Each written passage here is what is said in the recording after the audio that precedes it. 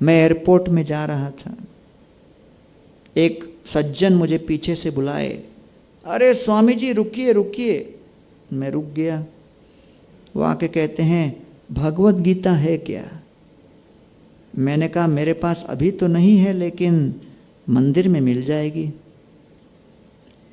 वो कहते हैं मेरा अब लगभग 80 वर्ष हो गया है, सोच रहा हूं सही उम्र है गीता पढ़ने का, स्टार्ट करता हूं, ऐसा सोच रहा हूं। बाकी सब उत्तरदायित्व हो गए, अब मैं सोच रहा हूं गीता पढ़ना शुरू करूं। आपका क्या विचार है? मैंने कहा सर आप करते क्या हैं? वो मुझे बोले मैं CA हूं। मैंने कहा चार्टर्ड अकाउंटेंट? वो बोले नहीं, कंप्लीट आराम। तो मैंने कहा भागवत में कहा गया है, प्रहलाद महाराज कहते हैं कौमारम आचरेत प्रज्ञो, आध्यात्मिक जीवन शीघ्र अतिशीघ्र आरंभ करना चाहिए, विलंब नहीं करना चाहिए। और इसीलिए श्रवण और कीर्तन की व्यवस्था हर वर्ग के व्यक्ति के लिए उपलब्ध करा देना चाहिए। इसलिए कई बार लोगों के मन में ये भय होता है कि आध्यात्मिक जीवन से ज़्यादा जुड़ेंगे तो सब कुछ छोड़ना पड़ेगा, सब कुछ छोड़ना पड़ेगा। इस प्रकार लोगों के मन में एक भय होता है। एक कॉलेज के स्टूडेंट को मैं प्रसाद दे रहा था, वो प्रसाद लेने से मना किया। मैंने कहा यार गीता मना करता हुआ आदमी देखा है, प्रसाद मना करता हुआ तुम तो प्रथम व्यक्ति है, प्रसाद क्यों नहीं ले रहा है? वो बोलता है मुझे डर लगता है मेरा भी हेयर स्टाइल आपके जैसा हो जाएगा। तो जब नौजवान लोग कॉलेज से अलग अलग मंदिरों में जाते हैं, शिव जी का मंदिर, गणेश जी का मंदिर, ये मंदिर वो मंदिर, तो माता पिता प्रसन्न रहते, कहते बेटा अच्छा है, सुधर गया, मंदिर जा रहा है। लेकिन जब वो सूचना देता है मैं इस्कॉन मंदिर जा रहा हूँ, कई बार लोग घबरा जाते हैं। क्यों? क्योंकि पता है इस्कॉन मंदिर में गए तो यत गत्वा न निवर्तन्ते, उसकी आदतें बदल के ही रहेंगी, चाहे वो ब्रह्मचारी हो, गृहस्थ हो, कोई भी हो। क्योंकि श्रील प्रभुपाद जी ने गीता, भागवत, चैतन्य चरितामृत इत्यादि के आधार पर ये आध्यात्मिक ज्ञान की शिक्षा दी है। और इस शिक्षा का ये प्रभाव होता है कि न केवल व्यक्ति अपने भौतिक विद्या के आधार पर सामर्थ्यवान बनता है, लेकिन इस्कॉन के मंदिरों के आध्यात्मिक ज्ञान को सुनकर वो चरित्रवान भी बन जाता है।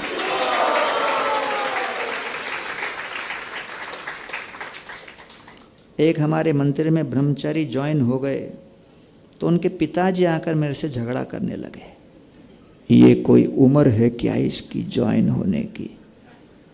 जब वो मेरे उम्र का होगा तब मंदिर में ज्वाइन होना चाहिए ना। तो मैंने कहा ठीक है बेटे को जाने दो, आप आ जाओ। वो घबरा गए, मेरे को देख के बोलते हैं घर पे पूछ के बताता हूं। अगले दिन आए, बोले बेटे को ही रहने दो। तो इतना आसान नहीं है आदतों को बदलना। इसलिए श्री रामचंद्र जी स्वयं अपने उदाहरण से प्रस्तुत कर रहे हैं कि अगर श्रवण करना हो, कीर्तन करना हो, भजन करना हो, साधना करनी हो, वो केवल सत्संग में संभव है, कलयुग में। कलयुग को कहा गया है age of quarrel and hypocrisy. या तो कलह या फिर कपट। कलह और कपट के बीच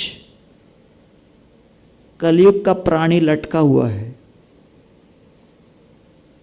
कलयुग के 4 लोग मिलेंगे तो कलह होगा, अकेला रहेगा तो कपट होगा। अरे भाई करे तो क्या करे। इसीलिए सत्संग में आए, और सत्संग में जब हम श्रवण करते हैं तो उस श्रवण के परिणाम स्वरूप भक्तों के बीच स्नेह उत्पन्न होता है। यत शृण्वतो पैति और अतिर्वितृष्णा सत्वं च शुद्ध्यत अचिरेण पुंस भक्तिं हरौ तत् पुरुषे च सख्यं तदेव हारं वद मन्यसे चेत।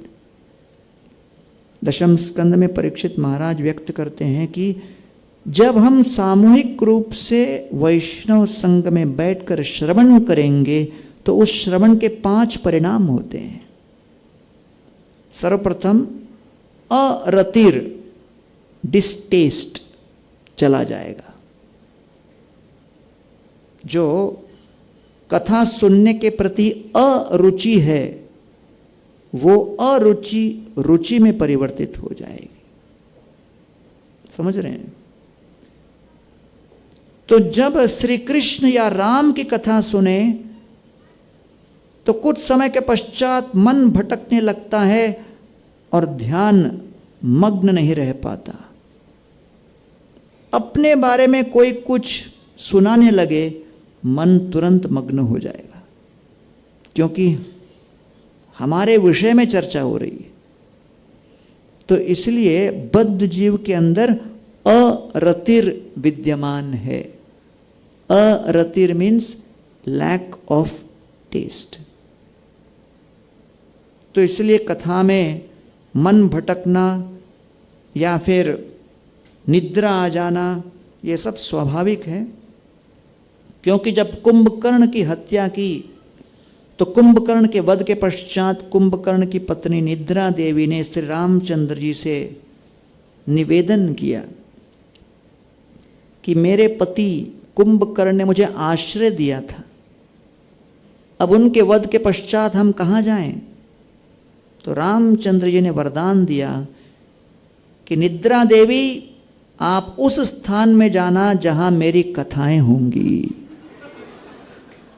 तो जैसे ही कथाएं आरंभ होती है, निद्रा देवी आश्रय ढूंढते हुए उचित पात्र को ढूंढती है। तो इसलिए सावधान रहना, निद्रा देवी ढूंढ रही है, आश्रय कौन देगा। बहुत साल पहले राधानाथ महाराज जन्माष्टमी की कथा सुना रहे थे चौपाटी मंदिर में। 97-98 की बात है।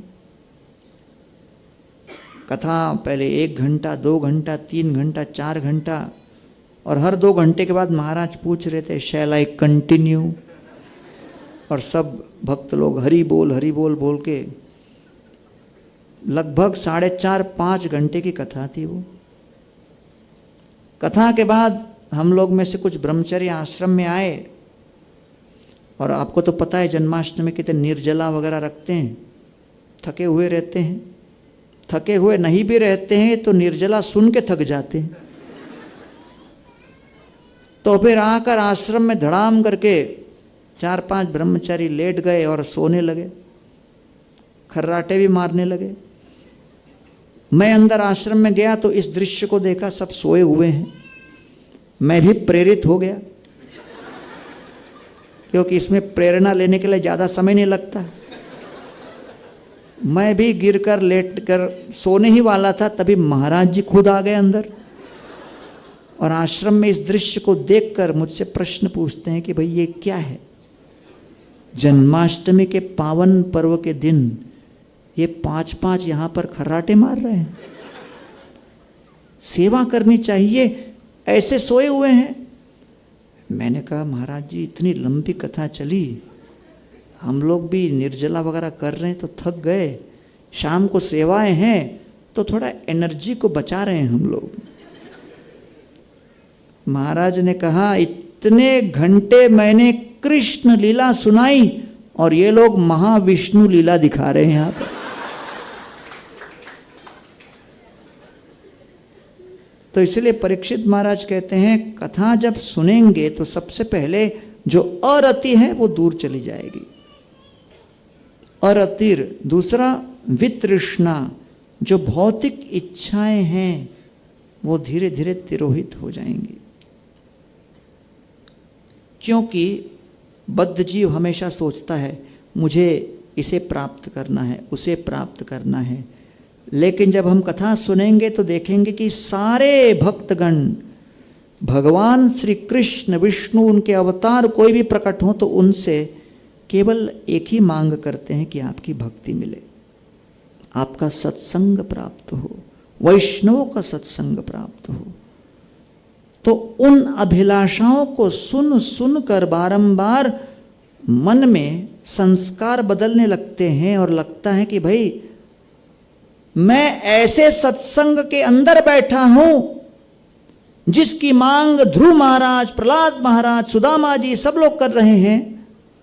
वो भी साक्षात भगवान के सानिध्य में होकर बारंबार वो अपनी अभिलाषा व्यक्त कर रहे हैं कि सत्संग दीजिए, सत्संग दीजिए, सत्संग दीजिए। अरे मेरे पास तो पहले ही वो सत्संग है।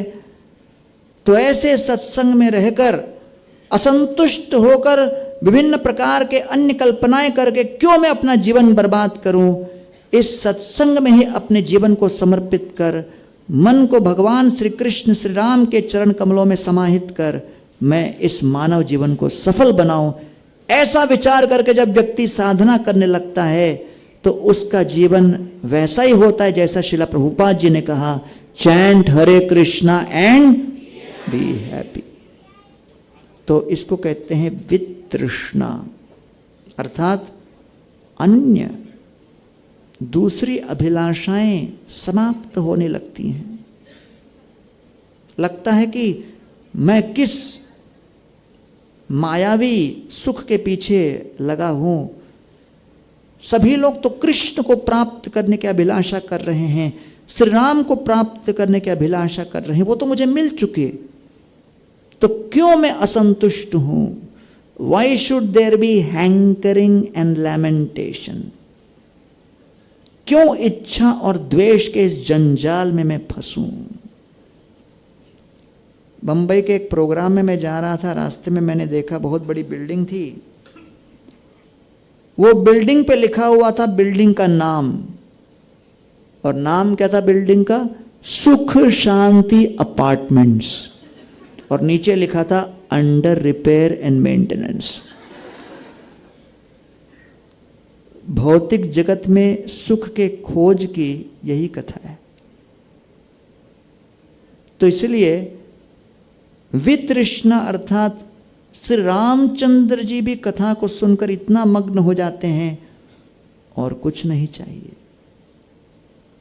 तीसरा सत्वम च शुद्ध्यति, सत्वगुण प्रधान होने लगता है। चौथा भक्तिम हरौ, भगवान श्री हरि के प्रति भक्ति जागृत होती है। पांचवा पुरुषे च सख्यम, वैष्णवों के प्रति प्रेम और स्नेह उत्पन्न होने लगता है। तो कहते हैं तदेव हारम वद मन्यसे चेत। हे प्रभु, हे शुकदेव गोस्वामी, कृपा करके इस पावन पुण्य शुद्ध पवित्रीकृत कृष्ण कथा के इस हार को मैं अपने गले में निरंतर सवार के रखूं। तो इसलिए यहाँ पर राम कथा की शुरुआत होती है इस बात को प्रमाणित करते हुए कि ये कथा कोई सामान्य नहीं, ये कथा हमारे लिए साधन है। साधन का अर्थ क्या होता है?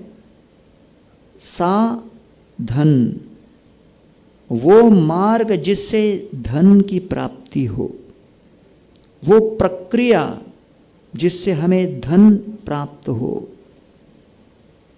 तो इसलिए जब हम साधना कहते हैं उसका अर्थ ये है कि वो सारी प्रक्रियाएं जिसके माध्यम से श्री कृष्ण प्रेम रूपी धन हमें प्राप्त हो। और ये साधना आरंभ होती है श्रवण और कीर्तन से। भजनेर मध्ये श्रेष्ठ नवविधा भक्ति, कृष्ण प्रेम कृष्ण दीते धोरे महाशक्ति। श्री चैतन्य महाप्रभु श्रील सनातन गोस्वामी पाद को कहते हैं कि भजन के मुख्य नवविधा भक्ति है,